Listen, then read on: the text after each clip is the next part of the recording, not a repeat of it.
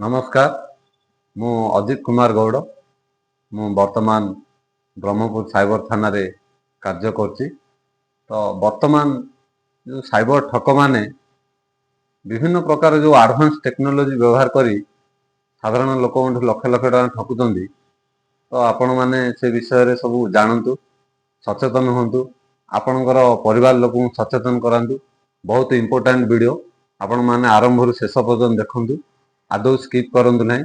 गत किछि दिन हबो जो साइबर फ्रॉड रही .apk फाइल जो व्हाट्सएप रे आछी सेटा आपण इंस्टॉल कला परे से लिंक को खोलला परे आपणकर अनऑथराइज्ड ट्रांजैक्शन हो जो आपण जानि परिबेनी आपणकर केमिति सेटा पैसा ऑटोमेटिक से माने ठकी नै जाउछन। तो गत बे 4-5 दिन तळे 3-4 जण माने जो रिपोर्ट करचंदी बहुत बड़ बड़ अमाउंट से मानकर क्रेडिट कार्ड एफडी मध्य जनकर भांगी देइचंदी।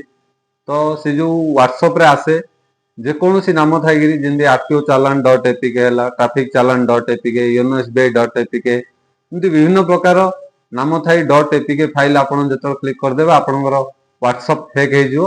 व्हाट्सएप फेक करला परे आपन कंटीन्यूअसली गोटे मेसेज आसीबो विभिन्न वेबसाइट रु माने Amazon रु, फ्लिपकार्ट रु, आपनकर योनो एसबीआई हला विभिन्न ओटीपी गुडा आसीबो आ से गोटे नंबर को ऑटोमेटिक फॉरवर्ड हे जो।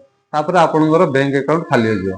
तो आपण संगे संगे कौन करेंगे, सिम बाहर करें आपणकर बैंक अकाउंट को फ्रीज करें, एटीएम रे विड्रॉ करें। आपणकर जो एपीके फाइल आप इंस्टॉल करथिबे ताकू जाई अनइंस्टॉल करंतु, सेटिंग को जिवे, सेटिंग रे ऐप मैनेजमेंट रे ऐप रे सेटा को अनइंस्टॉल करबे। आ आपणकर जो ओटीपी बा कॉल फॉरवर्डिंग हे जइथो हच 002 हच डायल करले आपणकर सेटा डीएक्टिवेट हे जिवो। ये वीडियो को बहुत मात्रा रे शेयर करंतु। डिजिटल दुनिया रे सचेतन रहंतु, सतर्क रहंतु, सुरक्षित रहंतु। धन्यवाद।